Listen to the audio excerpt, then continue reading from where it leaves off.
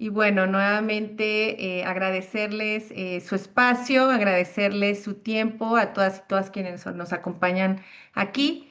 Y a nombre de la Academia Nacional de Evaluadores de México, darles la más cordial bienvenida. Mi mayor agradecimiento a nuestro nuevo coordinador del Grupo de Trabajo de Evaluación Subnacional, que ahora asuma este rol, Edgar Martínez, y con todo el apoyo de nuestra co-chair de Comité de Vinculación Internacional, Janet, que han logrado que tengamos el día de hoy tres personitas que apreciamos mucho y valoramos, que estén aquí compartiendo sus experiencias. Muchas gracias, Ada, Natalia y Cristian, que ya Edgar hará pues las presentaciones formales. Y yo agradecerles su tiempo, la disposición de compartir y hablar en este espacio de diálogo, compartir experiencias y que decidimos titularle Reconfigurar la evaluación desde lo local, aprendizajes internacionales y desafíos para los gobiernos subnacionales, cómo las experiencias de América Latina podrían ser implementadas aquí en México. Agradecerles nuevamente a quienes nos acompañan, a la audiencia. Felicitar a Edgar y agradecerle también ahora sí que tomar este liderazgo y vendrán muchos encuentros más con este enfoque, ¿no? De lo subnacional, de los estados y municipios que así les denominamos acá en México. Ahora sí que resaltar la relevancia desde las comunidades, desde el local, cómo es diferente los enfoques y cómo podemos regionalizar y llevar a cabo áreas de mejora en la implementación de las políticas públicas. Estamos aquí a la escucha, dispuestos a reflexionar, aprender y co-construir en colectivo, que es lo que sabemos hacer como comunidad, como asociación civil sin fines de lucro, como somos las BOPES en América Latina, apasionados por esta causa, por la mejora de la calidad de vida de las personas, de las comunidades, una mejor política pública poniendo al centro a las personas. Entonces, sin más preámbulo, pues le cedo los micrófonos a Edgar. Edgar conducirá esta mesa o este conversatorio. Nuevamente agradecerles e invitarles siempre a participar a los eventos que estamos ahora sí que ofreciendo desde la Academia Nacional de Evaluadores. Gracias. Muchas gracias, Diana. Muchas gracias a todas las personas que están acá conectadas y obviamente a nuestros invitados e invitadas estelares el día de hoy. Bueno, platicarles un poco que justo desde el Grupo de Evaluación Subnacional lo que estamos haciendo es crear ese tipo de espacios para ayudarnos a la reflexión, a la colaboración, con miras al fortalecimiento de capacidades, ¿no? En particular de estados y municipios. Ya en otra ocasión hemos platicado un poco de lo que ha venido pasando en nuestro país. Estamos en una etapa de reconfiguración institucional, se está modificando el modelo nacional de evaluación. Incluso hubo un momento donde platicamos este conjunto de olas, yo les platicaba, ¿no? O estas olas o etapas de cómo se ha venido transformando la evaluación en nuestro país. Recordemos rápidamente que una de las primeras olas fue la creación del Coneval, por decirlo de alguna manera más formal o más institucional. A partir de ahí, podemos empezar a enumerar una primera ola, la creación del CEF, toda esta unidad de evaluación ¿no? en Hacienda y el impulso al presupuesto basado en resultados, con un inicio centrado básicamente en la federación. Después, una segunda ola a la cual podríamos decir que este sector de evaluación, concentrado originalmente en la parte social, se extiende a otros sectores. Se extiende a energía, a medio ambiente, se crean incluso, recordarán, instancias de evaluación en otros sectores, pero algo destacado de esta segunda ola fue el surgimiento de forma más clara del modelo de evaluación en las entidades federativas. Empezamos ya a reproducir esquemas de evaluación en las entidades federativas, pero cada una de ellas con su propio esquema, con sus propias particularidades. También lo hemos platicado, ¿no? En ocasiones anteriores, justo cómo esa heterogeneidad nos ha generado una riqueza importante de prácticas. Incluso algunas de ellas ya venían desde antes de la primera ola. Recordarán el caso de Evalúa DF en su momento, ¿no? Que también fue una experiencia importante en el momento de creación. Y bueno, una tercera ola donde ya ha madurado un poquito más ese modelo, podríamos decir que se conformó un ecosistema, un conjunto de actores que empezaron a fortalecer la evaluación que empezaron a impulsar, obviamente, ese ejercicio de evaluación, pero también un esquema o una etapa donde empezaron cuestionamientos importantes y fuertes a lo que era el modelo de evaluación. ¿Por qué sí o por qué no tener esos esquemas estandarizados de evaluación? ¿Qué estaba pasando con el uso? ¿Qué estaba pasando con la generación de evidencia que se estaba teniendo de forma paralela? ¿No? Y bueno, la necesidad de tener otros enfoques, otras metodologías. Recordarán el inicio también, al menos en esta parte más operativa, de la evaluación participativa, ¿no? Pero incluso en esta misma tercera ola, podríamos decir que se consolidan de manera más fuerte y más contundente las redes de evaluación, ¿no? ACEVAL tomó un liderazgo muy importante en esta creación. Posteriormente viene a surgir también la red de monitoreo y evaluación en los estados. Y bueno, tenemos todo este bagaje más importante. Y luego una cuarta etapa. Una cuarta etapa donde hay un inicio de un nuevo enfoque, donde se eliminan, que se inicia básicamente con esta eliminación de los autónomos, entre ellos, ¿no? Se decide también eliminar el Coneval, y eso nos lleva justamente a una reconfiguración. Pero en este proceso también, lamentablemente, empieza a desaparecer algunas instancias de evaluación en los gobiernos de las entidades federativas, o bien sufren algunas modificaciones y debilitamiento en algunas instancias de evaluación en las entidades federativas.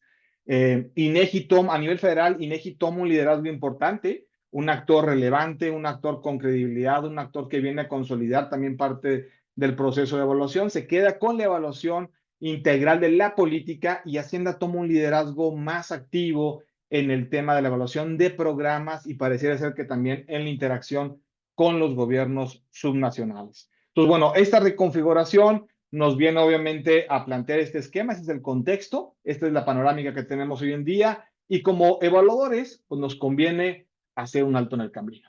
Nos conviene analizar los cambios, voltear a ver el aprendizaje que tenemos, pero también voltear a ver las lecciones que están pasando o que se han tenido en otros horizontes. Justo como la evidencia, cómo podemos adaptar este aprendizaje que ya hemos tenido y replantear el papel que pueden tener los estados y los municipios en la generación y el uso de evidencia.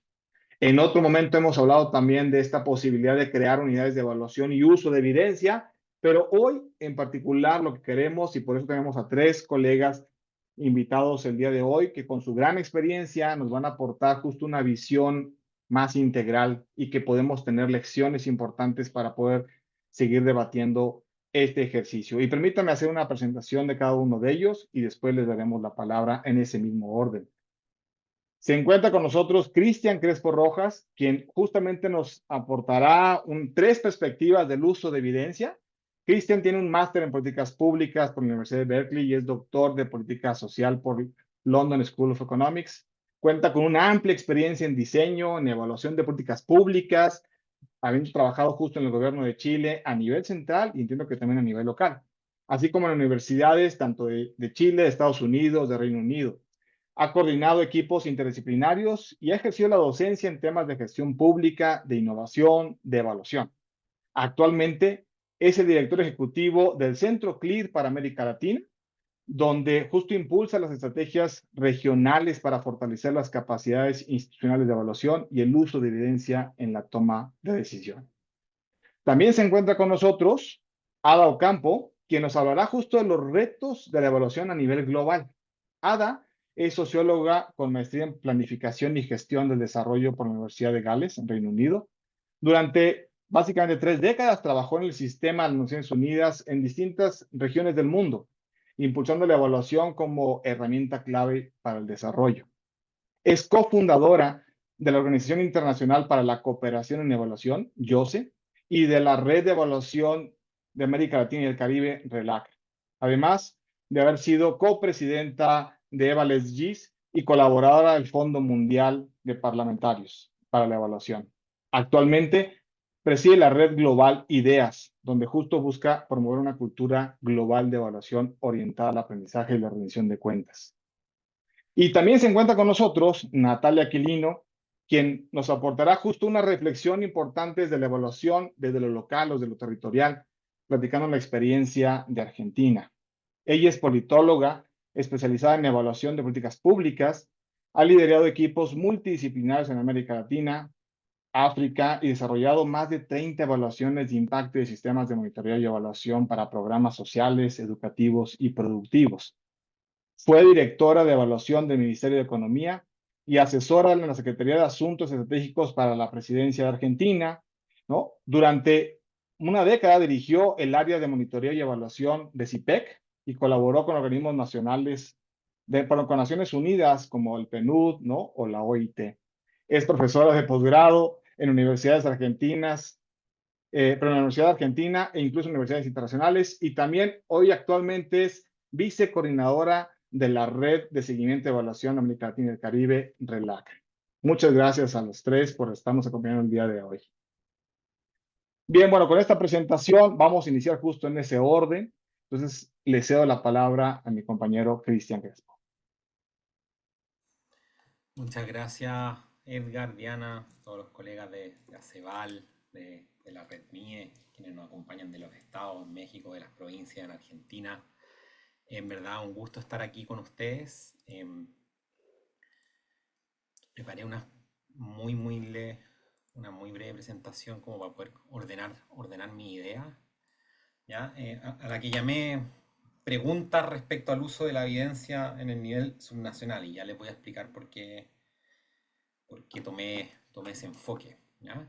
Eh, pero antes de quizás como contarles un poco como mi experiencia y lo que quiero compartir hoy con ustedes, necesito en cierta manera como quizás contarles mi trayectoria desde una perspectiva un poco distinta, ¿no? A cómo quizás uno la cuenta, ¿no? Y por qué cuando Edgar me invitó y me dijo, bueno, Cristian, por ir sumarte, ¿no? Y compartir tu experiencia en evaluación a nivel subnacional acá con los colegas de México y Argentina. Yo debo reconocer que dije, uy, no sé qué voy a hablar sobre evaluación a nivel subnacional, porque no es algo que se haga mucho en Chile, ¿no? Y ya voy a explicar por qué eso sucede, ¿ya? Entonces dije, bueno, ¿cómo lo hago, no? ¿Cómo resuelvo este desafío, no? Dije, mira, quizá igual tengo algunas cosas que decir, ¿no? Y algunas cosas que puedo decir vienen de un poco de mi trayectoria, ¿ya? Eh, Contarles que mis primeros 3 años trabajé en el nivel subnacional, en el municipio más grande que hay en Chile, ¿ya? Y en esos primeros años, ¿no? Como egresado de ingeniería, quizá me moví mucho más por lo que uno conoce como el mundo de la gestión pública o la innovación pública, los sistemas de información y el monitoreo. ¿Ya? No, así sería difícil decir que yo hice evaluación en esos años, quizá en algunas cosas muy, muy puntuales, ¿no? Ya después una segunda parte de mi trayectoria profesional estuvo en el nivel nacional, ¿ya? Y ahí uno podría decir ya en el ente rector incluso del sistema en Chile, ¿no? Pero también afuera, ¿no? Como consultor, ¿no? Entonces ahí sí estuve en temas de diseño, monitoreo, evaluación de programas, también desde una perspectiva de consultor o investigación aplicada ya muchos años después, ¿no? Podría decir incluso que mis estudios de posgrado estuvieron muy en ese nivel, ¿no? Y yo en estos últimos años me encuentro ya en un nivel un poco más regional, como una perspectiva más regional, como director ejecutivo del CLIA LAC, ¿no? Y ahí naturalmente, ¿no? La conversación gira en torno al diagnóstico y fortalecimiento de capacidad en monitoreo, evaluación y uso de evidencia, principalmente a nivel nacional, y un rol importante en la articulación con instituciones regionales e internacionales, ¿no? O sea, si yo pudiera resumir muy rápidamente como mi trayectoria, podría decir que ha tenido naturalmente como una evolución desde partí trabajando en lo subnacional, ahí estuve muchos años mirando el nivel nacional, las cosas de una perspectiva más nacional, y después desde una perspectiva más regional, ¿no? Y voy a ocupar un poco esa trayectoria como para hablarles de estas tres perspectivas, ¿no? O cómo veo la pregunta a la cual me he invitado a hablar hoy desde estas distintas perspectivas, ¿ya? Eh, y, pero no, intentando ser fiel al desafío que me planteó Edgar, de hablar de la evaluación y uso de evidencia en el nivel subnacional, la verdad es que tengo que ser muy honesto con ustedes, ¿no? Y transparentarles de que tengo muchas más preguntas que certeza respecto a qué hablar de ahí. Y eso pasa, ¿no? Porque Chile es un país hipercentralizado, ¿ya? Entonces uno puede decir, ¿cuántas evaluaciones se hacen en el nivel subnacional? Yo creo que muy pocas, ¿ya? Entonces va a ser difícil encontrar personas que tengan una vasta experiencia en la evaluación en el nivel subnacional en Chile, porque está todo el sistema de monitoreo y evaluación muy concentrado en el nivel central. ¿Ya? Entonces, también incluso desde esa honestidad intelectual que les comparto, ¿no? De no ser un experto en la intersección de estos temas, es decir, evaluación y el nivel subnacional, tengo muchas preguntas y son preguntas que quizá algunas de ellas les van a parecer un poco extrañas, ¿no? Y porque son preguntas que tienen el sesgo de alguien que viene de Chile, de un país muy centralizado. ¿Ya? Pero creo que al estar en quizá en una conversación más regional también nos invita a mirar cómo pensamos la evaluación en un universo nacional fuera de un Estado federal, ¿no? Fuera de los casos quizás de Argentina, México o Brasil, ¿no? Entonces, mi motivación es esa, como compartir estas preguntas con ustedes para motivar la reflexión, no teniendo en mi caso ninguna certeza respecto a cuál es la respuesta a esas preguntas, ¿no? Sino una natural inquietud de poder compartirlas con ustedes en este espacio. Entonces, voy a partir como con esta trayectoria a la cual hice alusión que he tenido la posibilidad que se ha dado naturalmente, ¿no?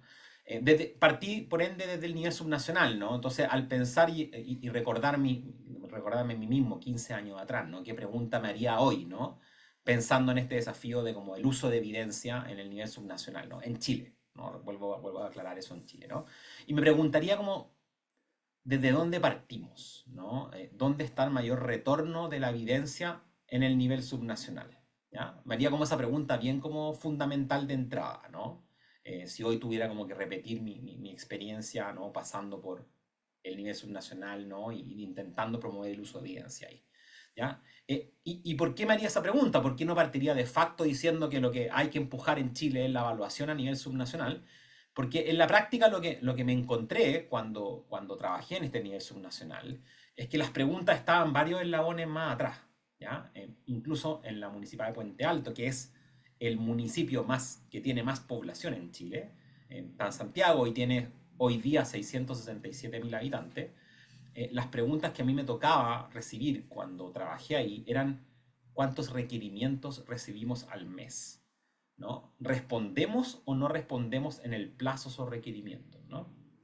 Para contexto, en Chile, un municipio tiene que encargarse de diversos tipos de materias, ¿no? Desde la poda de árboles, el retiro de los escombros, el otorgamiento de patentes comerciales, ¿no? Ayudas de tipo social, que llegan en un volumen diario que supera la capacidad de respuesta de organización que una gestión simple puede llevar adelante, ¿no?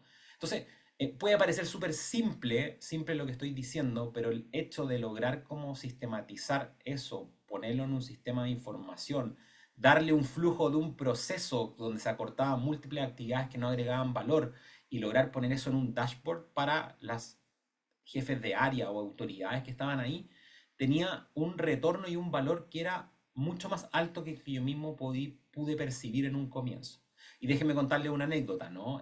Cuando yo iba al área de la que trabajaba en territorio, la que hacía, por ejemplo, las podas de los árboles o el control de los vectores, ellos me decían, no, mira, nosotros en verano, nosotros tenemos, crece la demanda, ¿no? Porque el tema estacional, hay más calor en un clima mediterráneo como Santiago, entonces crece un poco. Y les pregunto, ¿pero cuánto crece? No, crece, ¿no? Ah, bueno, entonces necesitan más respuesta, ¿no? Sí, necesitamos más respuesta. Entonces lo que hacemos es que subimos nuestras camionetas, nuestras cuadrillas de 1 a 2, ¿no? Duplicamos nuestra capacidad de respuesta, ¿no? Y en la práctica después cuando uno veía los datos, ¿no? Era que ese crecimiento era del orden de 20 veces de magnitud, ¿ya? Entonces, en este periodo estacional, ¿no? Entonces, naturalmente, ¿no? Los equipos colapsaban, no daban abasto, ¿no? Y la promesa que se hacía abajo de la oficina del alcalde cuando se recibía un requerimiento era que en 10 días iban a ser capaces de responder. No había ningún tipo de capacidad de responder en esos 10 días, ¿no? Dado que el sistema básicamente colapsaba por un incremento en la demanda que era claramente muy superior a los equipos que tenía en ese momento el municipio a su disposición. Entonces, cosas tan simples como lograr poner el cumplimiento en un plazo de los requerimientos, ¿no? Y construir un indicador de calidad, llamémosle, ¿no? Que permitiera saber qué porcentaje de las solicitudes estaban cumpliendo con la promesa que se entregaba, ¿no? En la ventanilla, era para el municipio, o sea, un paso adelante fundamental, ¿no? Y después, como mirando para atrás, en ese momento yo esto no le llamaba monitoreo, ¿no? Tampoco le llamaría evaluación, incluso las cosas que hice en ese entonces que parecían una evaluación, pero claramente era uso de evidencia de una manera muy práctica y conectada con las necesidades que tenían tanto los vecinos, ¿no? Del municipio como la autoridad o quienes tomaban las decisiones, ¿no? Y me he dado cuenta, ya hace mucho tiempo no trabajo en el nivel subnacional, ¿no? Pero hoy día el otro municipio más grande de Santiago, ¿no? Ha tomado un enfoque muy similar y ha creado este concepto del Delivery Unit, unidad de cumplimiento, dentro de su centro de gobierno, ¿no? Y se ha llevado todo, esto es muy reciente, de este último año, se ha llevado muchos de los premios incluso internacionales, ¿no? Y el reconocimiento de la población de ese municipio, que ha premiado a este alcalde con aproximadamente un 70% de la reelección en las últimas elecciones del año anterior, ¿no? Entonces, también me pregunto, ¿no? Si yo fuera como evaluador, ¿no? Que cree firmemente en la evaluación, le dijera al nivel subnacional a un alcalde, lo que tenemos que instalar hoy en Chile es una oficina de evaluación, probablemente no estoy tan seguro que ese alcalde va a obtener de ese ejercicio de evaluación el mayor retorno del uso de la evidencia posible. Porque las capacidades y las necesidades están mucho más atrás de lo que quizás uno esperaría para poder implementar allí un sistema de monitoreo y evaluación más maduro. Entonces, para mí es como una primera reflexión pensando en lo que de lo que me tocó vivir de una perspectiva subnacional, es dónde está el mayor retorno de la inversión del uso de la evidencia, ¿no? Paso ahora a lo nacional, ¿no? Acá ya imagínense que estoy en el ente rector del sistema de monitoreo de evaluación de Chile, en un ministerio sectorial, ¿no? Y tengo por ende amplio acceso a información para todo el país, quizá una situación similar a lo que puede ser INEGI hoy, ¿no? Me tocó hace algunas semanas, de hecho, estar con los representantes de INEGI y con la Secretaría de Hacienda y Crédito Público hablando de los desafíos de la evaluación para México, ¿no? Y la pregunta que me hago, ¿no? Mirando hacia atrás, es ¿cuál debiera ser la relación o coordinación óptima entre el nivel nacional y el subnacional en la generación y uso de la evidencia, ¿no? Que quizá no es una pregunta tan relevante, ¿no? Cuando los estados o las provincias tienen mucha autonomía respecto al nivel central pero para un país como Chile es una pregunta valiosa, ¿no? Y lo que nos pasaba, de hecho acá contarles mi experiencia cuando estaba en la Subsecretaría de Prevención del Delito, ¿no?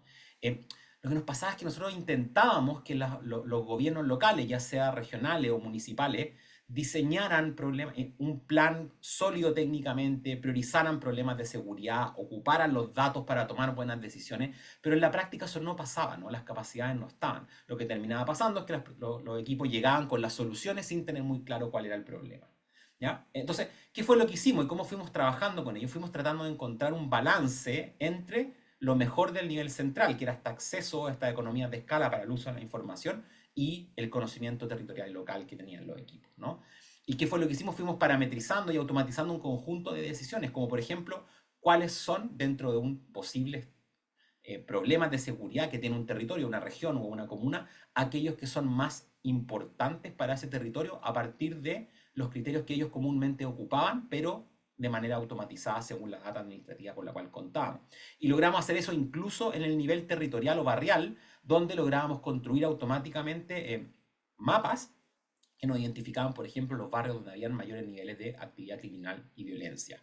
¿Ya? Con eso, lo que nosotros éramos capaces era de poner en una primera conversación con el nivel local un conjunto de 3 o 4 problemas que creíamos en el nivel central eran los más acuciosos y relevantes para los habitantes de ese territorio, pero no creíamos que esa era la respuesta absoluta, ¿no? Porque sabíamos que habían dificultades en los datos, por ejemplo, de subreporte en temas de tráfico de drogas, ¿no? Entonces, habilitábamos una conversación donde podíamos haber cambios respecto a esas prioridades en base al conocimiento local que existía, ¿ya?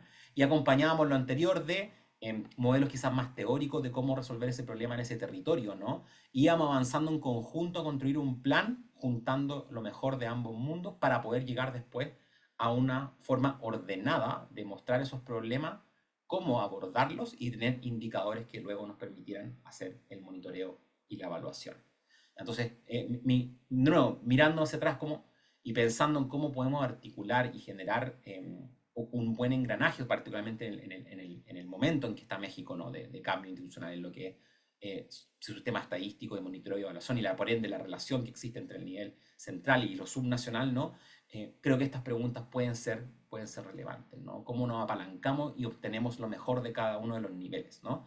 Mi intuición me dice que cada uno trabajando por separado no es un escenario óptimo, ¿no? ¿Dónde está ese óptimo? En algún delicado punto, ¿no? Entre ambos extremos, ¿no? Pero de nuevo, no tengo certeza y de nuevo me imagino que varía mucho por el contexto cuál es esa respuesta.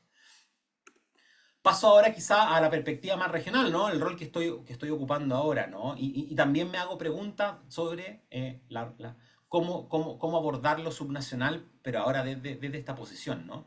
¿Qué pregunta me hago? Por ejemplo, ¿qué capacidades o dimensiones debiéramos medir en el nivel subnacional respecto, por ejemplo, a los sistemas de monitoreo y evaluación, a las capacidades de lo subnacional? Y si necesitamos adaptar las mediciones que tenemos de lo nacional a lo subnacional, y cuál sería el alcance de esas adaptaciones. Y finalmente, ya quizá una pregunta que creo que Ada puede estar en mucho mejor posición para responderla, ¿no? Desde una lógica quizás una mirada más global, ¿no? ¿Cómo nos coordinamos y movilizamos esfuerzos hacia una agenda de desarrollo de capacidades para el nivel subnacional? ¿Ya? Entonces, todo yo creo que hoy día debemos estar, me imagino que estamos familiarizados con el INSE, ¿no? Un instrumento que nació en América Latina y el Caribe, ¿no? México ya tiene un par de mediciones a su haber, ¿no? Y creo que es súper interesante, ¿no? En este esfuerzo que hoy día hay de llevar el INSE de lo nacional a lo subnacional, ¿no? Que ya tiene su primer piloto concreto en Perú hace algunas semanas, ¿no? ¿Cuánto de estas dimensiones que hemos conceptualizado para el nivel nacional son relevantes para el nivel subnacional y cuántas adaptaciones se deben hacer para rescatar las particularidades del nivel subnacional y el distinto tipo de interacciones o relaciones de carácter administrativo que tiene con el nivel central, dependiendo de cómo es la configuración del Estado? Y creo que son preguntas hoy relevantes, ¿no? Entendiendo que estamos en un proceso piloto de INSE. Pero no me preocupa solo eso, ¿no? A nivel regional hemos tenido esta conversación, ¿no? Sobre cuál es la complementariedad entre las dos herramientas que hay en la región, INSE o MESA, ¿no? Y siento que a nivel subnacional nos puede estar pasando algo similar, ¿no? Eh, el esfuerzo que hemos visto de INSE a nivel subnacional, o el esfuerzo de medir capacidad a nivel subnacional, ¿no? También ha tenido un avance sustantivo en Brasil, ¿no? Me tocó estar, de hecho, este año en el seminario donde los colegas del CLIAR de Brasil presentaron un gran trabajo que realizaron de diagnóstico de los sistemas de evaluación de las políticas públicas en Brasil, que incluyó a los 26 estados del país, al Distrito Federal y a los 15 municipios con ciudades con más de 500.000 habitantes, ¿ya? Y creo que es una muy buena noticia que tengamos este tipo de diagnóstico y de medición de capacidades. Quizá la pregunta que también me abre es cómo vamos generando un lenguaje común y herramientas comunes entre nosotros, porque las dimensiones que ustedes ven acá, no son necesariamente equivalentes a las que tiene INSE y por ende tendrá el INSE subnacional. Entonces, cómo después habilitamos una conversación, y esto yo me recuerdo que hace un año lo conversaba con Mónica Vallesca en Evallac 2024 y le decía, México y Brasil, a mi juicio, son quienes tienen que liderar la conversación, ¿no? Del desarrollo de capacidades a nivel subnacional, por la naturaleza de sus estados, ¿no? Pero también, por supuesto, Argentina, ¿no? Entonces, es importante que conversen, que se junten y que empujen esa agenda, ¿no? Lo que me lleva de nuevo como a mi última pregunta, ¿no? ¿Cómo movilizamos esfuerzos hacia una agenda de desarrollo de capacidad en el nivel subnacional?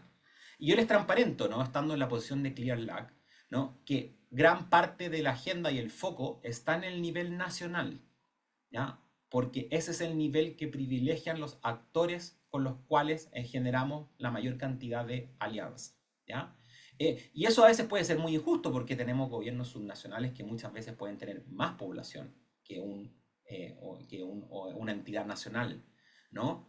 Pero el foco, ¿no? De muchas organizaciones, ¿no? Del nivel global o regional está en lo nacional y no en lo subnacional. ¿Ya? Por eso me parece importante pensar, ¿no? ¿Quién va a ser, quiénes pueden ser los voceros, ¿no? De una agenda de desarrollo de capacidades a nivel subnacional y cuáles deben ser las puertas a ir a tocar para potenciar esa agenda. Y con esa última pregunta cierro mi reflexión y agradezco nuevamente este espacio, ¿no? Y poder compartir estas preguntas, ¿no? Con usted, ¿no? También, nuevamente, desde la posición de alguien que viene de Chile y que por defecto la tenía difícil, ¿no? Al momento de tratar de juntar evaluación y en una práctica a nivel subnacional.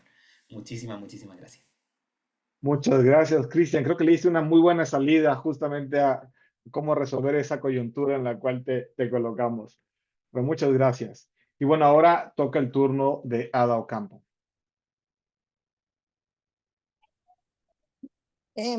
Muchísimas gracias. Para mí también un honor estar con ustedes esta noche. Y gracias a Cristian por su valioso análisis e interpretación. Creo que a mí también ha generado una serie de preguntas.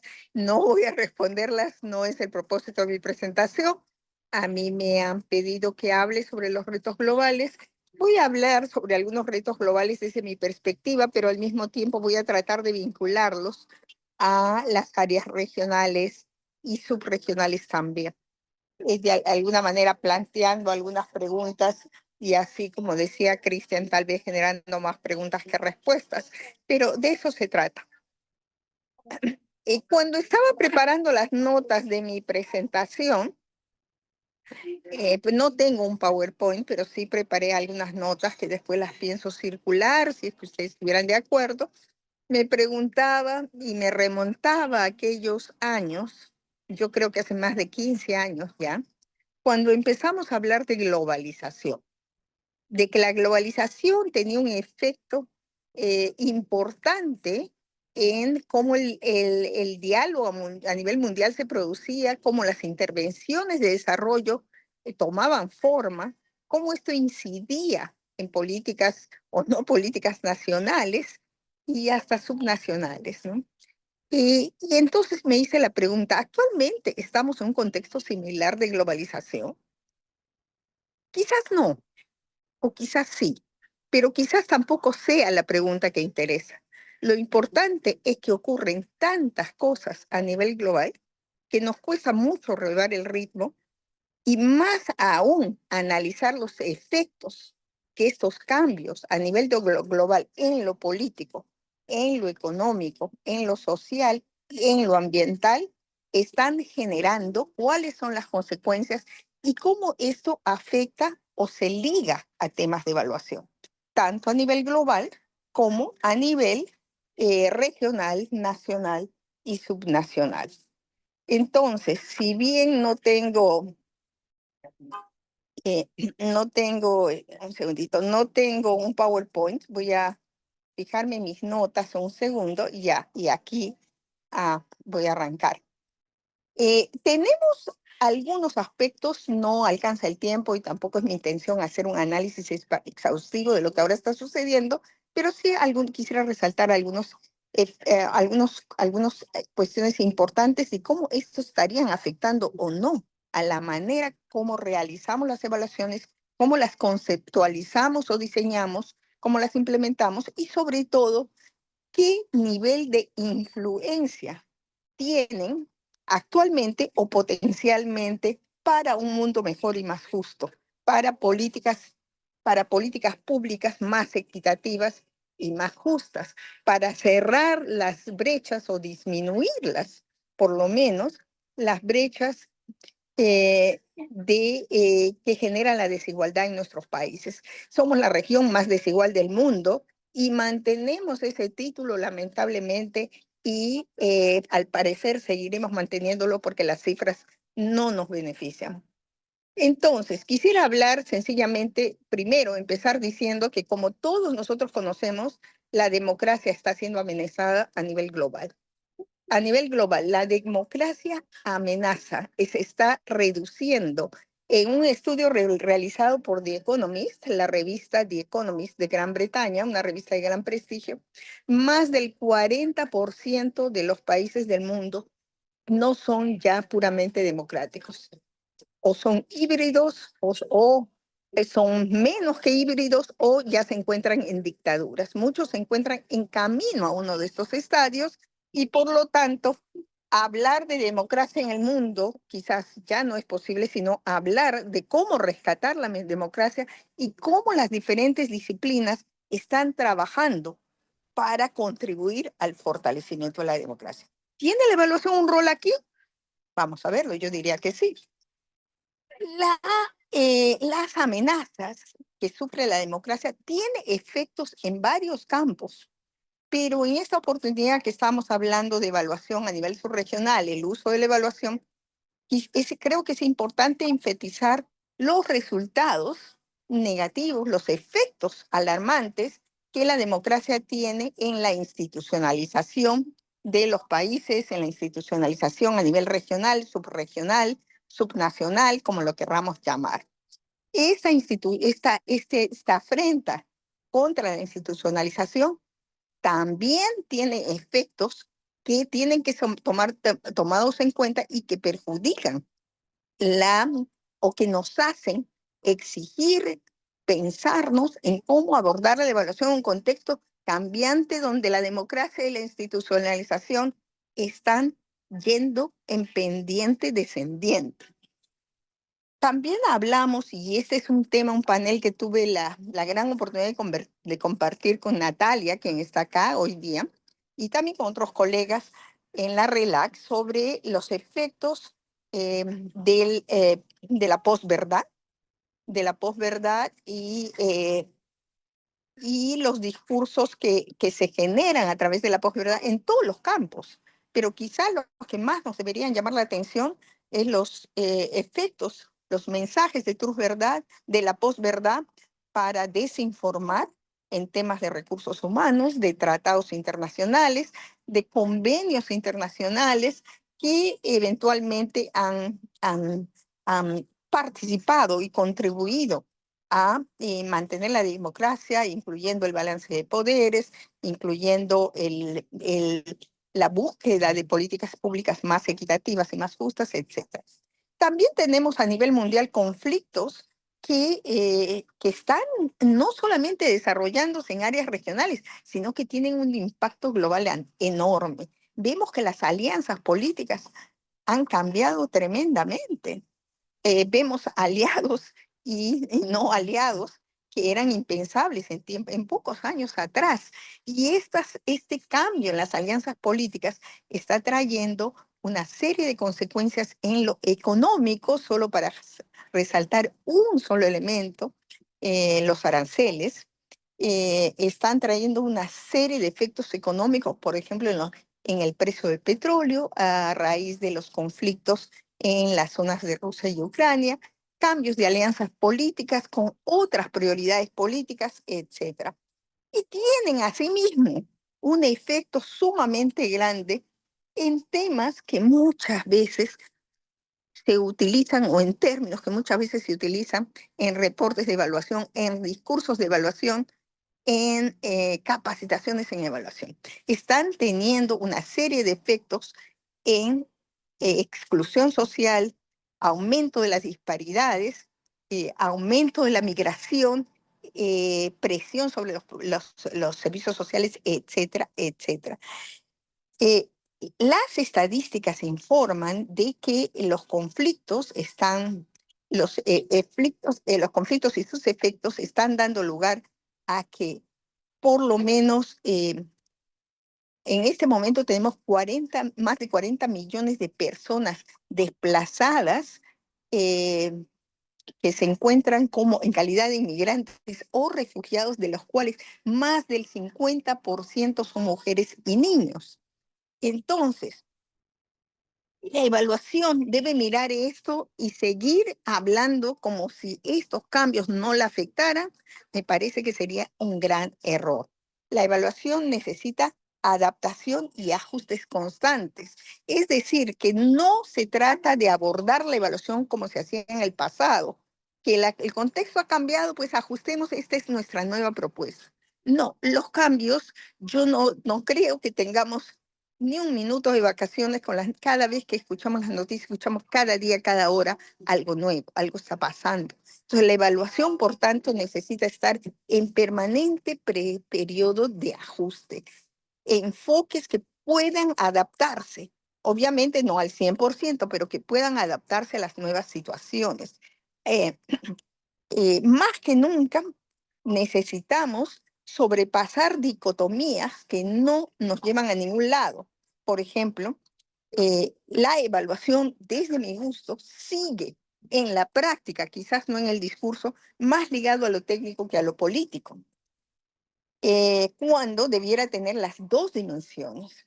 También me ha llamado la atención ver últimamente en varios documentos, sobre todo de BOPES, y soy totalmente sincera, y así me conocen y así me van a seguir conociendo, diciendo que hay que rescatar la evaluación para el aprendizaje, antes que la rendición de cuentas. El aprendizaje.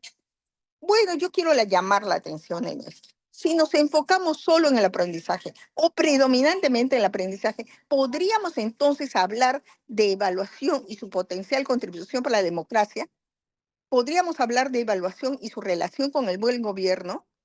Yo diría que no, porque si bien se requiere aprender sobre políticas públicas, también se requiere exigir a través de diálogos de política basados en evidencia hacia la democracia y el buen gobierno.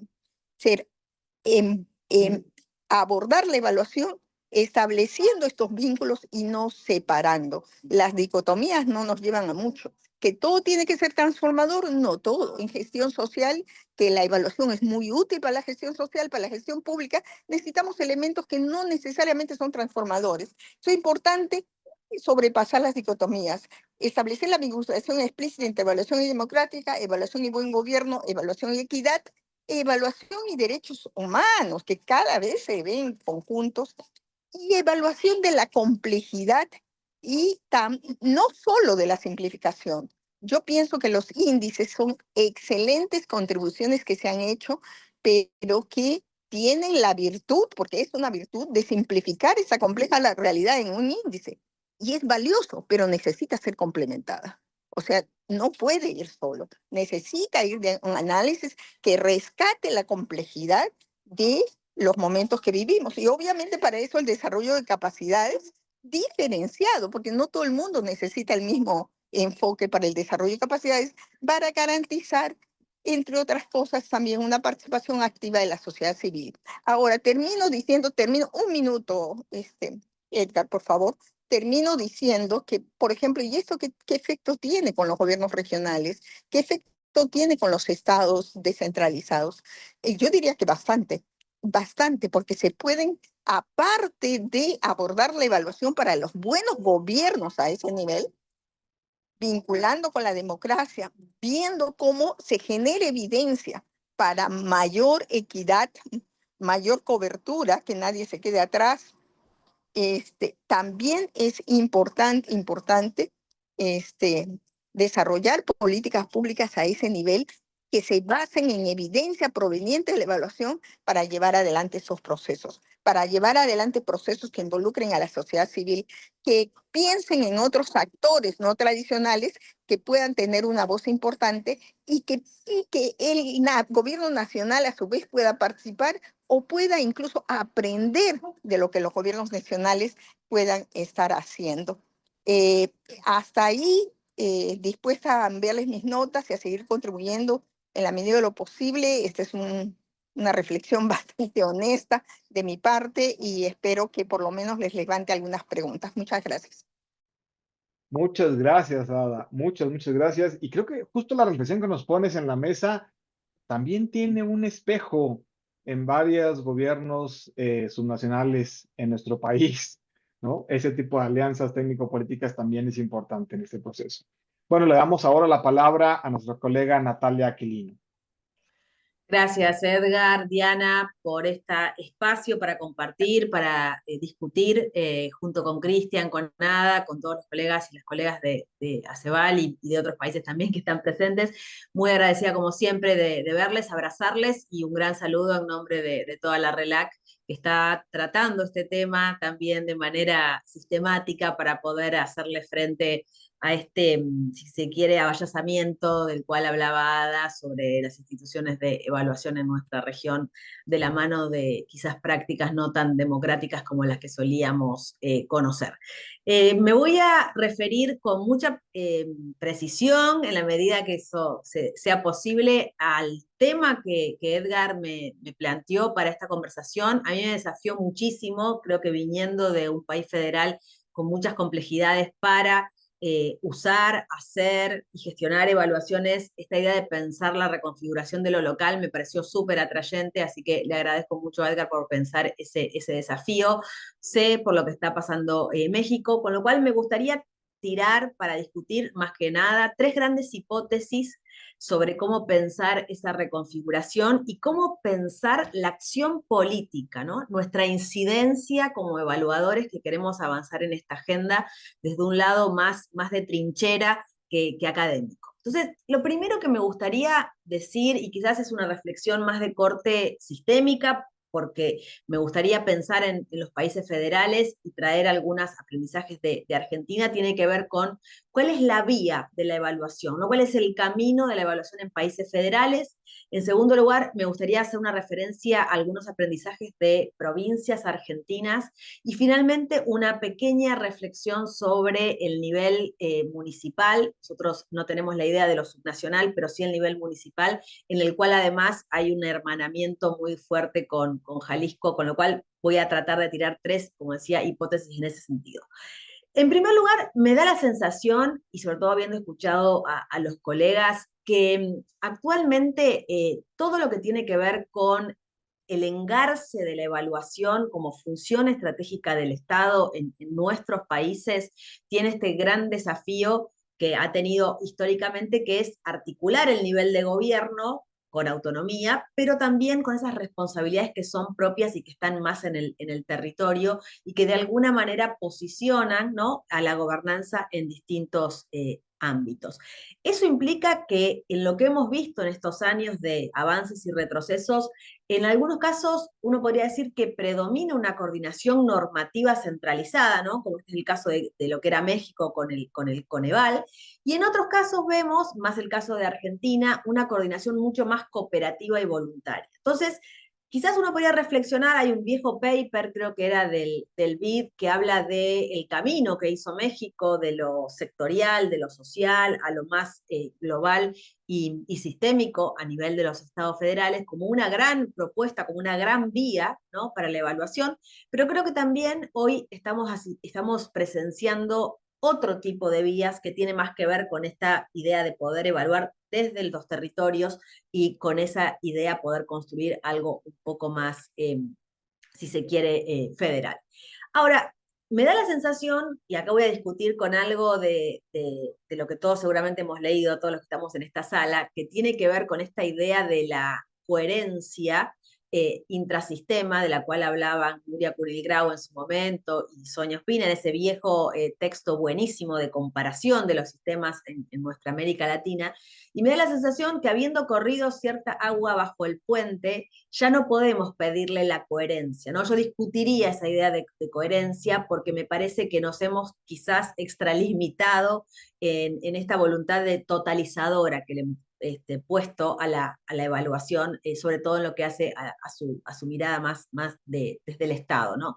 Y me parece que hoy hay modelos que tienen más que ver con compartir información de una manera más horizontal, quizás con hacer pequeños ajustes a los presupuestos provinciales, federales o nacionales, quizás que el sistema nacional y el sistema federal coordinen alguna prioridad común, puedan sostener algún aprendizaje intergubernamental, pero me parece que esa vocación de totalidad ya es algo que está de alguna manera en cuestión, ¿no? Entonces, esto también quizás un poco controversial, pero para debatir. Y sí creo que se abren otros frentes muy distintos que tienen que ver con poder tener una institucionalidad que se juegue del territorio para arriba, y ahora quiero comentar un poco sobre lo que está pasando en Argentina, quizás también ir más a los acuerdos de corte político, ¿no?, más allá del cambio de gobierno, tratar de fortalecer lo que tiene que ver con lo que decía Ada a nivel del diálogo político institucional, no tanto del partidario, no tanto de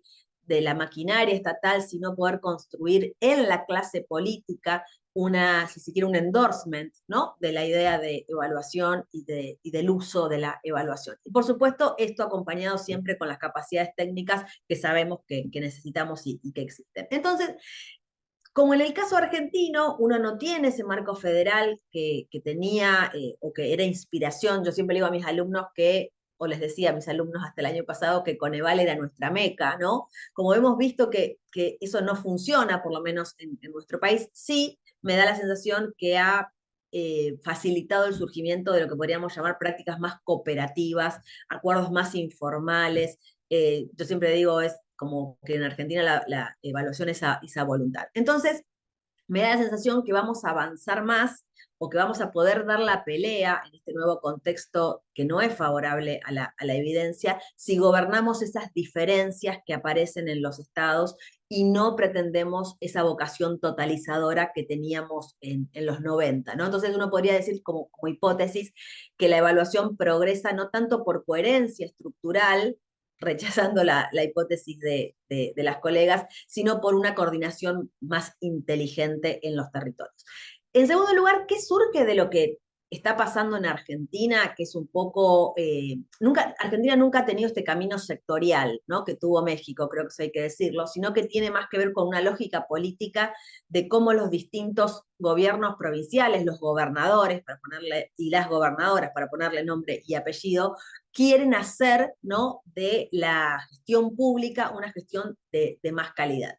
Y ahí con claridad aparece el caso de la Ciudad Autónoma de Buenos Aires, que seguramente ustedes conocen y algunos han visitado, donde sí hace mucho tiempo que se ha dado una evaluación muy integrada a la gestión por resultados, una evaluación muy orientada a lo que decía Ada, que es a la rendición de cuentas, una evaluación que ha logrado el uso, que era lo que planteaba Cristian, y que de alguna manera, incluso interpartidariamente, la Ciudad de Buenos Aires hace muchos años que está gobernada por el mismo partido, ha tenido como altas y bajas, es decir, ha podido establecer un sistema, pero que está permanentemente ajustándose, y creo que eso, de nuevo, nos hace reflexionar sobre la importancia de hacer consensos con la política, no con la burocracia, volviendo al punto de Ada que me pareció estupendo. Otros casos, el caso de la provincia de Santa Fe, que me parece que ha construido incluso más de abajo todavía un ecosistema de monitoreo y evaluación con mucho enfoque en ese aprendizaje institucional, y que hoy se da cuenta que tiene que hacer una apuesta mayor. Se acaba de reformar la constitución de la provincia de Santa Fe, que habla de evaluación, que pone a esta idea de generar datos, de tener reflexiones basadas en evidencia, y promueve la cultura de evidencia en su máxima carta legal, con lo cual creo que ahí hay un modelo que se ha construido también durante muchos años, sin quizás tanta estridencia, pero haciendo progresos sostenidos y coordinados desde el nivel territorial. Y por supuesto la provincia de Buenos Aires, que es la gran provincia argentina, que está reconstruyendo sus capacidades estatales, muy venidas abajo después de la pandemia, y que está trabajando en una incipiente pero estratégica evaluación, y que está tratando de incorporar los 135 municipios que tiene, donde se representan además más del 40% de la población. Entonces, si uno ve, muy abuelo de pájaro, esto podríamos hablarlo muchísimo más largo, pero si uno ve los distintos esfuerzos federales en el caso de Argentino, me da la sensación que no hay una única receta, esto le puede estar pasando igual a México, sino una trama de acuerdos, ¿no?, de aprendizajes, de liderazgos locales, incluso muchas veces de liderazgos personales, un país más chico, quizás el nuestro, que pueden, ¿no?, dar como caminos diversos para poder sostener la evaluación. Y la tercera hipótesis, que tiene más que ver con lo local, lo que nosotros llamamos lo municipal, a mí me da la sensación que todavía es una escala que permite ensayar una evaluación más participativa, que también es una gran tendencia que hoy trabajamos en nuestra región, más integrada con el ciudadano, con la ciudadana, más centrada y de manera mucho más directa con lo que decía Cristian, con la toma de decisiones a niveles más, si se quiere, locales. Ahí nosotros tuvimos la bendición de contar con nuestra querida Mónica Vallesca para promover una experiencia de evaluación a nivel municipal, aprendiendo mucho del caso Jalisco en la ciudad de Rafaela, que fue también, de nuevo, ¿no?, como en esta iteración, construyendo capacidades y en lo que tiene que ver con la técnica y la tecnocracia a nivel municipal, que avanzó hasta donde pudo, pero que dejó una gran huella, no solo en la transparencia y la rendición de cuentas, sino en el vocabulario ciudadano del nivel municipal. Y yo creo que eso no es poco, porque si bien a veces uno no puede cerrar procesos de institucionalización, como nos gustaría a todos los que estamos aquí, sí puede, por ejemplo, hacer cambios desde el punto de vista del organigrama municipal, y que aparezca y se sostenga una secretaría de evaluación a un nivel local y territorial. Me parece que es un mecanismo súper interesante para lograr esa gobernanza a nivel territorial y poder construir desde el territorio hacia arriba estas tramas de las que hablaba al principio, estos engarces de evaluación que sostienen en definitiva un sistema que es menos coherente de lo que creíamos, pero que es más coordinado y con patrones más diversos.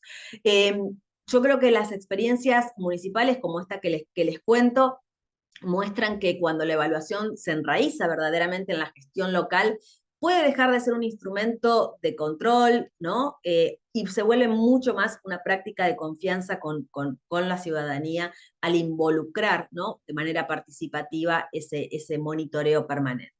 Así que me gustaría, digo, mi intención era dejarles estas tres hipótesis, obviamente quizás pensar en que la evaluación no avanza, sino por ecosistemas funcionales que de alguna manera nos ayudan a confluir esas capacidades técnicas, la cooperación que puede ser nacional o que puede ser internacional y la confianza también. En cualquier caso, en el caso municipal, en el caso provincial, en el caso nacional, siempre me parece que evaluar es construir más y mejor Estado, ¿no? De calidad para la ciudadanía y que en un momento histórico como el que estamos viviendo, donde quizás hay tanto escrutinio y tanta tirria con la evidencia, e incluso con las prácticas más clásicas de la democracia, siempre que hablemos de evaluación estamos pensando en construir Estado y democracia de una manera bastante unida.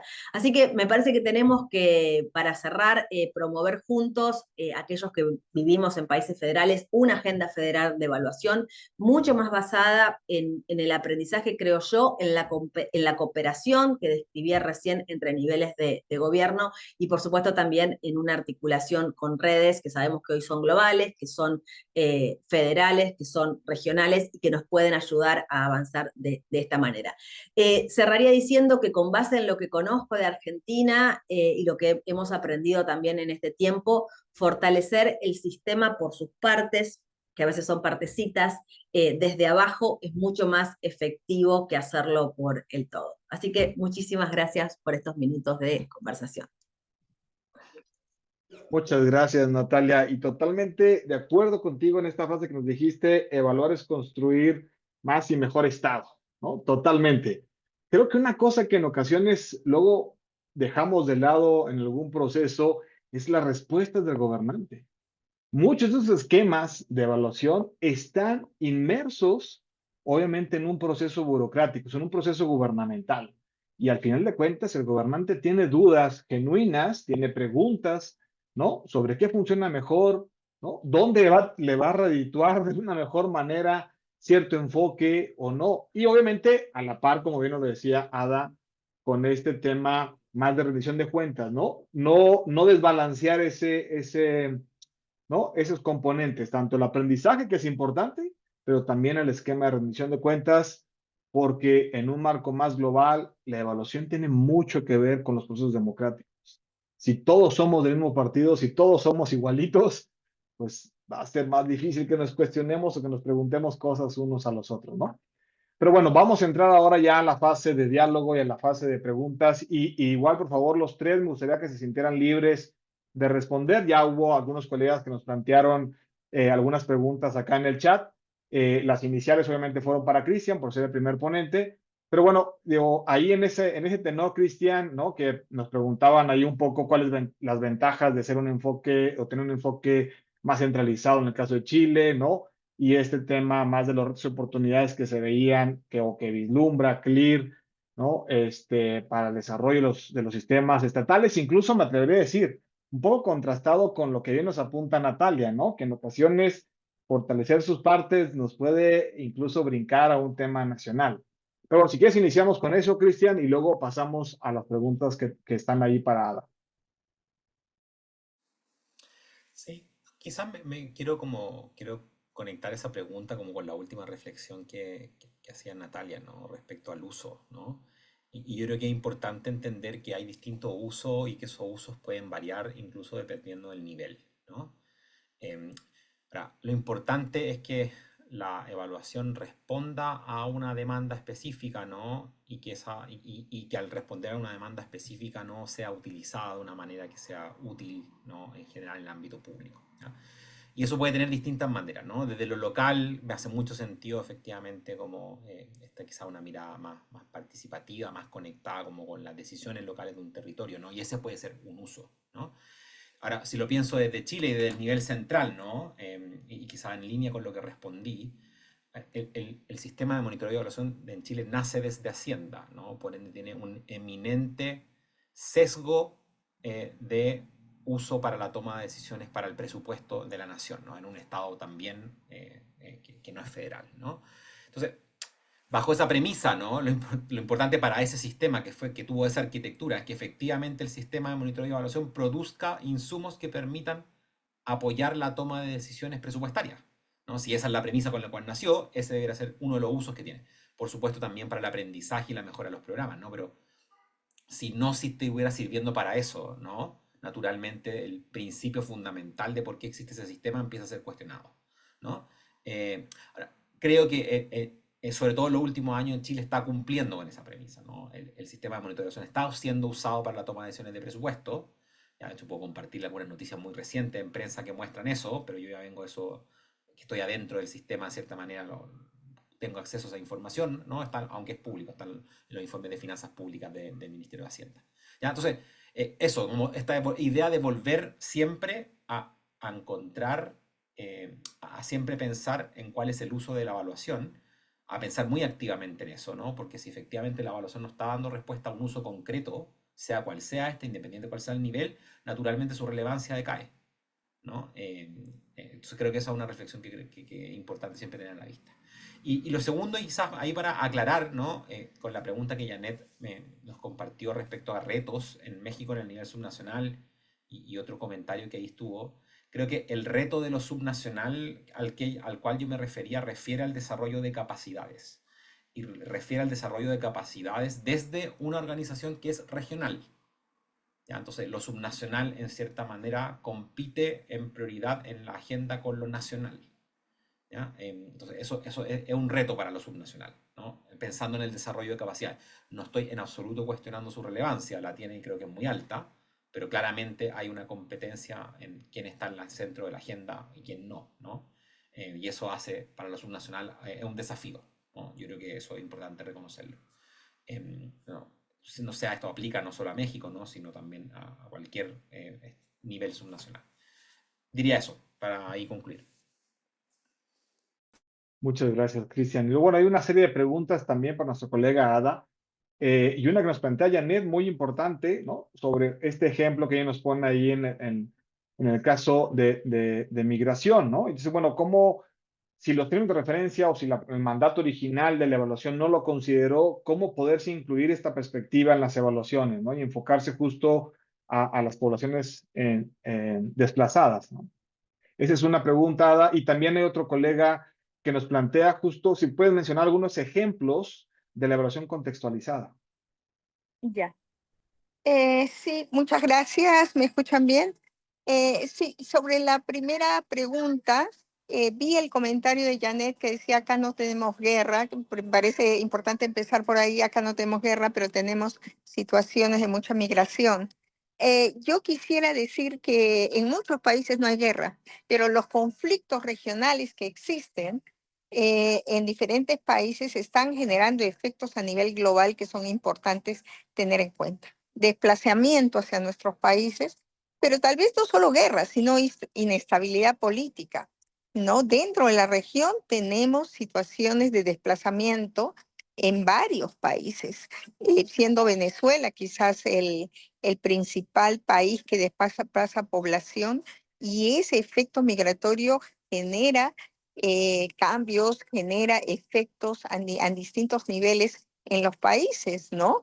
Desde efectos macro como la presión en los servicios sociales, como puede ser la inseguridad ciudadana o la contribución a la inseguridad, porque nuestros países no eran seguros antes de la migración tampoco, pero tal vez contribución al incremento, contribución a la disparidad, porque la mayor parte de la diáspora reciente migrante se convierte en un actor marginal, ¿no? Entonces, pero también hay efectos directos de la guerra en otros países, en los precios del petróleo, en los precios de otros insumos, en la variación de las alianzas que pueden afectar nuestros países. En estos momentos tenemos diferentes afectaciones, incluso positivas, como que el precio del oro y del cobre están por las nubes. Y eso, por ejemplo, en mi país, que es el Perú, tiene un efecto negativo enorme que la minería ilegal aumenta con esos precios de cobre y de oro exorbitantes, y por lo tanto las vinculaciones con los entes políticos, con las leyes que se están dando que los favorecen, etcétera, se convierte en un verdadero escenario de complejidad quizás nunca antes vista.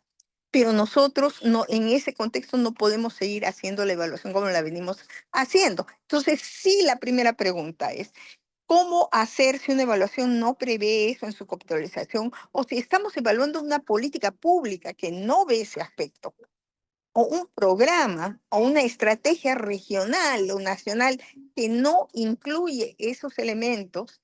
Entonces, lo importante es presionar a través de diálogos, a través de actores que puedan ayudar, a través de alianzas políticas y técnicas, alianzas con universidades. Quién sabe si es posible, en mi país no, pero sí es posible y pertinente con parlamentarios, con sociedad civil, con empresa privada, presionar para que la evaluación incluya aspectos de inequidad, de inclusión social, de migración, etcétera, y en el reporte inicial, si es que no se previó en los términos de referencia, en el reporte inicial negociar la inclusión al menos de algunas de esas preguntas que luego van a dar necesidad que se desarrolle una metodología y un análisis de información acorde con esto, y que las conclusiones pues generen evidencia que potencialmente va a influir en políticas públicas más equitativas y más justas. Y también dejar el paradigma que buenos datos y buena evidencia mecánicamente va a contribuir a mejores políticas. No, señor, ahí viene el aspecto político, la evaluación, hay necesidad de incidir, hay necesidad de establecer diálogos, alianzas, llamar a otros actores, publicar a través de las redes sociales, a través de mensajes, a través de los llamados policy pointers, que no sé cómo se traduce, qué terrible, y a través de ese tipo de cosas. Ahora, ejemplos de evaluaciones que hayan contextualizado, creo que hay varios, pero quisiera citarme en ejemplos que se pueden compartir.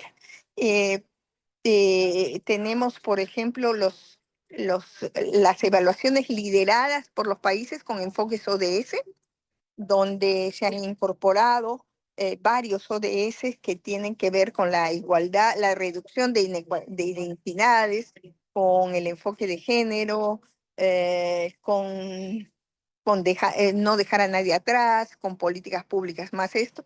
Si están interesados, les puedo pasar algunos ejemplos. A nivel de la región tenemos ejemplos en Colombia, Ecuador, Costa Rica y tal vez alguno otro por ahí. Pueden haber varios más, pero recuerdo en este momento desde mi cabeza esos, porque están basados en ODS, que es un tema que yo trabajo bastante. Y a nivel de otras regiones tenemos, por ejemplo, una evaluación bien interesante realizada por Uganda sobre el principio de no dejar a nadie atrás. Entonces agarra un principio de no dejar a nadie atrás y lo transversaliza en la evaluación, y es una evaluación también liderada por el país. Me parece que es la oficina del primer ministro que la lidera en colaboración con varios otros actores. Y tenemos la experiencia también de Finlandia, que agarra todo un programa nacional de desarrollo sostenible. Interesante ver cómo Finlandia incluso hizo una evaluación de ese programa estratégico nacional y lo sacó a luz en diferentes formatos justo en un momento que había campaña electoral. Entonces lo que hizo un partido, no sabemos si realmente oportunistamente lo toma, y empieza a decir que va a luchar por mejorar los planes, y el otro agárralo eso, entonces hacen las promesas de campaña y se generan unos movimientos súper interesantes. Tenemos finalmente a Nigeria, que es un país africano también, que evaluó ODS concretos, ODS 3 y ODS 4, salud y educación, con enfoques de equidad. Si están interesados, con mucho gusto, son reportes públicos y con mucho gusto se los pongo a su alcance. Gracias. Muchas gracias, Ada.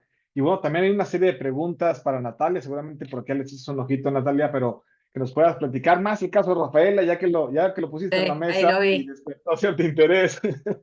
Y No, también esta no. pregunta, ¿no? Sobre en cuanto a principales condicionantes que limitan la implementación del nivel, de la evaluación a nivel local? Sí, buenísima la pregunta de mi querido Walter Serrano, buenísima. Y hay una pregunta de Mariol que habla de cómo superar o reivindicar el uso y relevancia del monitoreo y la evaluación en la planeación, que a mí me parece muy relevante, pero que no soy la persona idónea para contestarlo, estando sobre todo Paz Gutiérrez en la sala, que sabe mucho más que yo de planificación, así que si quiere intervenir ahí se la dejo a ella. Yo diría que en el caso de Rafaela, además de haber logrado esta inserción, eh, en el organigrama municipal, independientemente de los cambios de color político, que no es poco en Argentina, para mí tuvo tres grandes aprendizajes o beneficios, Janet. La primera es que empezó a haber una gran cantidad de tesis de maestría que se convirtieron en evaluaciones de programas de políticas municipales. Y esto puede parecer algo menor, pero empezar a tener el código de lectura de la realidad política local a través del lente evaluativo me parece que es un salto de calidad en un ecosistema, obviamente, de política pública pequeño. Lo segundo que diría es que hubo sobre todo en el ámbito de obra pública, se consolidó un modelo de monitoreo del avance de la obra pública por los vecinos de los barrios que continúa hasta el día de hoy. Creo que es un gran logro, es algo pequeño, pero que es un gran logro. Y me parece que hay algo que es difícil de medir, pero que es un indicador que uno lo ve en la conversación pública, que es esta idea de ciudadanos de a pie o periodistas o gente del lugar que empiezan a decir, se hizo evaluación, ¿qué resultado da la evaluación? Esa batalla epistemológica cotidiana para mí es algo enorme que tiene que ver y que persiste hasta el día de hoy y que además sé que hay concejales del municipio que están queriendo retomar el proyecto de crear un instituto de evaluación municipal de política pública, así que me parece que es una batalla no perdida. Ciudadanización de la evaluación, exactamente, gran punto, Janet. Con relación a la pregunta de Walder, que me parece súper provocadora e interesante, yo diría que hoy el principal condicionante crítico de lo que es la evaluación a nivel federal tiene que ver con esta casi obsesión que tiene el liderazgo provincial, en muchos casos, 24 provincias en el caso de Argentina, de atarse a la conversación nacional. Y lamentablemente hoy la conversación nacional es una conversación que es negadora de la evidencia, que es terraplanista, que no cree en la evidencia. Entonces es muy difícil encontrar hoy un líder territorial, no sé cómo será el caso de México, que quiera dar la batalla de la evidencia o que quiera traer algo de racionalidad a la conversación y que le pregunte a sus equipos técnicos por evaluaciones o ni siquiera me parece que la gran mayoría de nuestros gobernadores manejan el lenguaje de la evidencia, con honrosas excepciones. Creo que el caso de Puyaro en Santa Fe es paradigmático porque se está construyendo con base en evidencia, un tablero único digital que ya está en marcha, donde el gobernador toma decisiones con base en esa información de manera sistémica, o lo que está haciendo Yarlora en Córdoba, por ejemplo, que es una alianza con JPAL para hacer evaluación de impacto que nunca se había hecho a nivel federal. Entonces, hay pequeños, pero les estoy nombrando dos, y es un tema que conozco bastante, pero me parece que hay una gran limitante que tiene que ver con, sobre todo después de las elecciones del domingo, de seguir esta ola poco racional de posverdad y de lo que bien hablaba Ada al principio, ¿no? De esta falta, si se quiere, de respeto por el conocimiento científico que se presenta como tendencia. Muchas gracias, Natalia. Y voy a utilizar la pregunta de Mariol un poco para presionarlos en el buen sentido, queridos colegas, Natalia, Ana y Cristian, porque ustedes son un referente internacional. Ustedes han tenido una gran experiencia en este proceso. Y en México hay muchos gobiernos subnacionales que han generado una gran cantidad de evaluaciones. Ya están ahí. Hay conocimiento, se han hecho evaluaciones, ¿no? Con sus matices, etcétera. Pero esta pregunta, digamos, está siempre de fondo, ¿no? Y la incidencia. O sea, ¿cómo cerramos esa brecha? ¿Cómo cerramos esa brecha del aprendizaje, de la evidencia que nos plantea Mariol, justo llevarla ya a la práctica, a los procesos de planeación, de diseño, de implementación? Entonces, bueno, con esta pregunta para los tres cerramos esta parte, esta ronda de preguntas y respuestas. Bueno, yo puedo empezar. Yo diría que es una interesante pregunta. Yo creo que es importante repensar, reflexionar y dejar el paradigma que los que inciden en cuestiones de política son otros actores y no los evaluadores, que la evaluación termina con un reporte y con un cuadro, una matriz para la implementación de las recomendaciones, y no necesariamente es eso. Yo pienso, en ese sentido, pienso que las competencias, el marco de competencias de evaluación debe de cambiar para incluir dimensiones políticas y no solo técnicas, que es el caso hasta el momento. Yo realicé un estudio para Naciones Unidas como parte de un equipo donde revisamos todas y cada una de las competencias, marco de competencias que encontramos. No sé si los encontramos todos, pero hicimos un esfuerzo. Lo que sí puedo concluir que dentro de la gran muestra, si no fue en un universo que encontramos, en ninguno encontramos la incorporación de competencias políticas. Y yo pienso que es una tarea pendiente y urgente. Y dentro de las competencias políticas, que utilizar la comunicación, pero como herramienta política, no solamente la comunicación, porque uno sabe hacer un video o sabe utilizar las redes sociales. No, lo importante es utilizarlas para dos dimensiones, técnicas y políticas, y para la segunda no se está utilizando. La otra cosa es desarrollo de capacidades, tanto de evaluadores como de gobiernos a diferentes niveles, nacional, regional, y de otros actores para que realmente la incidencia pueda ser un diálogo multiactoral en la medida de lo posible que lleve a cambios importantes. Dejar el paradigma que si la evaluación es creíble, si la evaluación es participativa, mecánicamente va a incidir en la toma de decisiones favorables para políticas públicas equitativas. Eso realmente no ha demostrado ser realmente el caso. Necesitamos aliados, finalmente, aliados dentro de los gobiernos, dentro de los parlamentos, dentro de otros sectores de la sociedad civil, aliados dentro del el periodismo, se quiere, del sector privado, si se puede, no todos estos juntos, quizás algunos de ellos en algunos casos cuando sea pertinente, y yo creo que necesitamos seguir adelante. Finalmente, los evaluadores, las personas evaluadoras, debemos ser no solamente elementos técnicos científicos, sino activistas. Necesitamos más activismo para promover una evaluación en pro de un mundo mejor, más activismo y más activistas. Sí se puede. Muchas gracias. Muchas gracias a Cristian, Natalia.